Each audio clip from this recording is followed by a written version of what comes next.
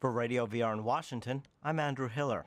We're going back under America's armor to look at not just the madness of March, but whether what's going on at Illinois Northwestern University is a leavening of sanity. Today, athletes at the school won the first stage of their battle to unionize.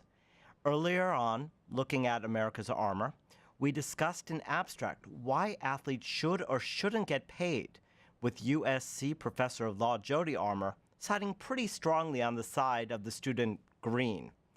We continue to look under America's armor to determine what this latest development means, both for Northwestern University and the universe of American college athletics. Welcome back, Jody.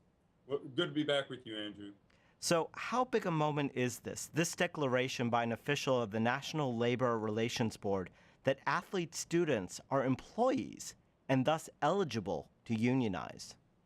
Yeah, it's huge, Andrew, and I'm going to contextualize it a little, and I'm not trying to be grandiose in this, but I think we might be at a kind of historical inflection point. You know, I think about Occupy Wall Street and now this.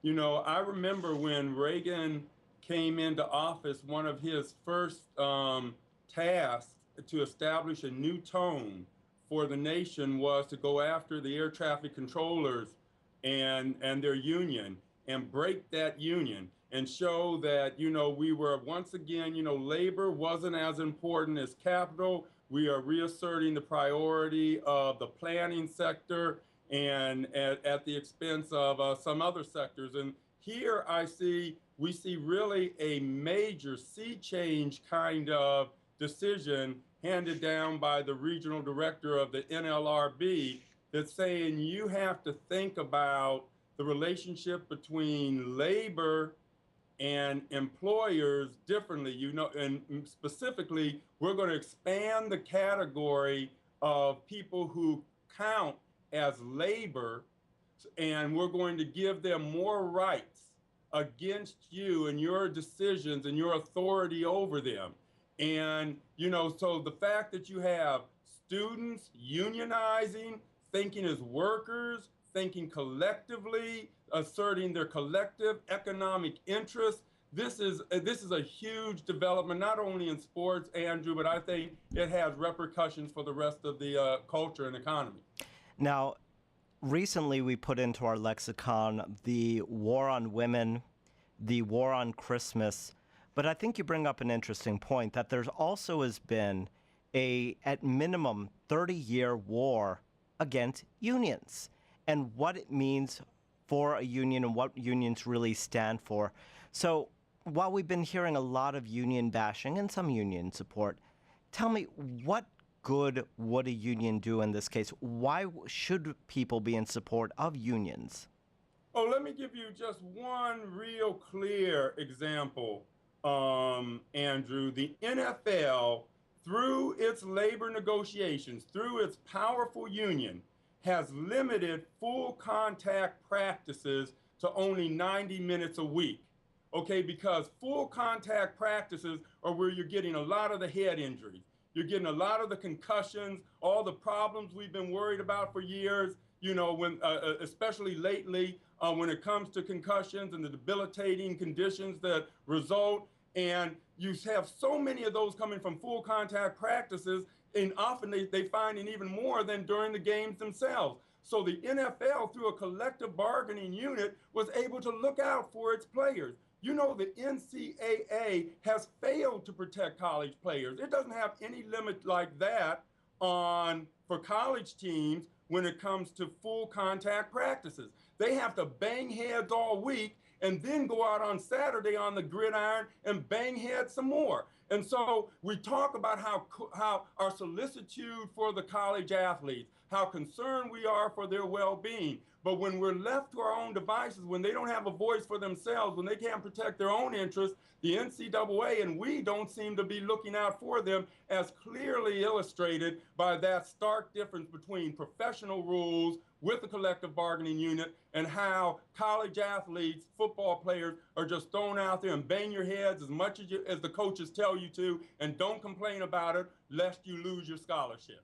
Yeah, but for every example you have of that, sometimes you have the example of what happens in, say, Major League Baseball, where the union argues, well, let's not test for drugs. Let's not give our athletes protection in terms of drug treatment or remediation because we want to keep this under the carpet. And is that union actually serving the interests of their athletes or just hiding wrongs? Well, they may, there can be abuses to anything, Andrew. There can be abuses to any good institution may have abusive uses that it's put to. I trust them, though, to be the best people in the best position to define their own interests and to say what their interests are rather than others telling them what their interests are. And by the way, that Major League Baseball, there were a lot of owners turning the other way. Major League Baseball in general benefited from all those home runs, Sammy Sosa and Barry Bonds and the home run derbies and all of that. You know, so everybody was at the trough enjoying the fruits of all of that publicity, et cetera, as well, the unions as well as the owners and coaches, et cetera. But I still trust the democratic process of allowing people to shape and form their own interests more than letting outsiders do it for them. And we see in the NCAA a clear example of a failure of protection when you don't have an entity in there really looking out for your best interest and not just either the commercial interest or the college's interest. And I certainly would agree with you that there are many instances, both in Major League Baseball and other professional sports, where the leagues and the union are both complicit in trying to manipulate things to maximize profits, sometimes at the expense of union members, people, athletes, and former athletes. Yeah, and I'm, you know, as long as they get to make those calls, they get to critically reflect on their own self-interest, carefully weigh them against competing interests, and arrive at a conclusion and have democratic input in the process. That's not what we have now. That's what a union provides them an opportunity for. And then they have to be careful about analyzing their own interests and making sure they're promoting them. But what was groundbreaking about this decision today, Andrew, was that Peter Orr, the regional director of the NLRB, ruled that Northwestern football players are employees of the university and have the right to form a union and bargain collectively. And the way he did that was, it was as though he was plunked down in the middle of this controversy from a different planet. And he hadn't been carefully acculturated and indoctrinated or had certain approaches to how we look at the so-called player-athlete ideal. He hadn't been, you know, kind of inculcated in that ideology. And he said, all I'm going to do is look at this from an objective standpoint and from behind the kind of veil of ignorance. I'm going to look at criteria.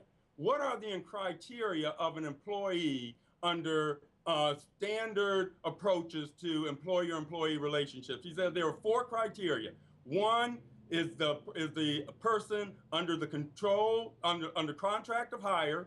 2, do they perform services for another? 3, are they subject to the employer's control? And 4, do they do so in return for payment? What he concluded was that players are hired by coaches and paid in scholarship money. So once he said, you know, the letter of intent and scholarship offer is the employment contract, number 1. Number 2, the hours of practice that generate the millions of dollars for the school are the employer's benefit. Number 3, coaches' rules are the control.